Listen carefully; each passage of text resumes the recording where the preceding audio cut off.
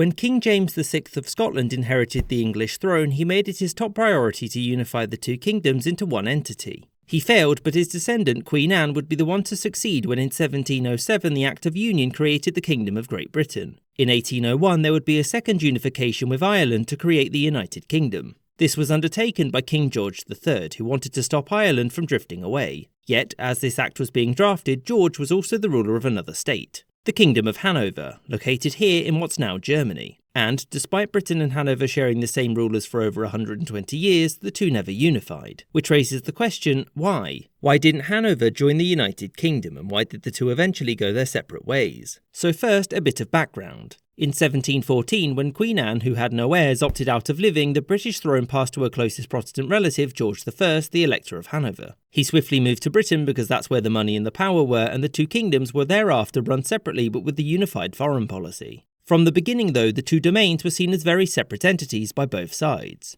Hanoverian culture was very different to Britain's, and there was very little in the way of shared history between them in the same way that England and Scotland had. Furthermore, from the perspective of Hanover, the electors leaving the country and running it mostly from London meant that local leaders felt that it had largely been reduced to a British puppet state. And in Britain, leaders there didn't exactly have high opinions of Hanover either. It was seen as an autocratic liability, since it had previous disputes with Sweden, France and Prussia that Britain would now have to take a side in. Furthermore, George I and II were largely disliked in Britain since they were seen as being too foreign and too fond of Hanover. George III had the opposite problem, and despite reigning for ever, he never visited Hanover. And it was during his reign that the electorate of Hanover was conquered and disestablished by Napoleon. And after his defeat, there was a lot of opposition in Hanover to the restoration of the British monarchy there. In the end, though, George's representatives won out, and not only was Hanover enlarged, but it was also made a kingdom with George as its first monarch. Although not long after this, his son would succeed him as George IV. So, with the same king in charge of the two states, was there any formal attempt to unite the two? Nope, and the reason for this was that Britain was a quickly liberalising country with established limits on royal and noble power, whereas Hanover was not. And in the wake of the Napoleonic Wars, few European nations were in favour of such liberalising movements. Many Hanoverians felt that they were German and wished to distance themselves from British meddling, and during the reign of William IV, the rift between the two nations grew. British Prime Minister the Earl Grey pressured the king to force Hanover to implement liberal reforms. These were rejected, and to many it became clear that now the union was dead because William didn't have any children. And as such, the nation's different succession laws would see different monarchs succeed the throne. In Britain, the throne would pass to Victoria, and in Hanover it would pass to Ernest Augustus because under Salic law, no girls allowed. And so, in 1837, when William died, the two kingdoms went their own separate ways. The British were by and large glad that Hanover wasn't their problem anymore,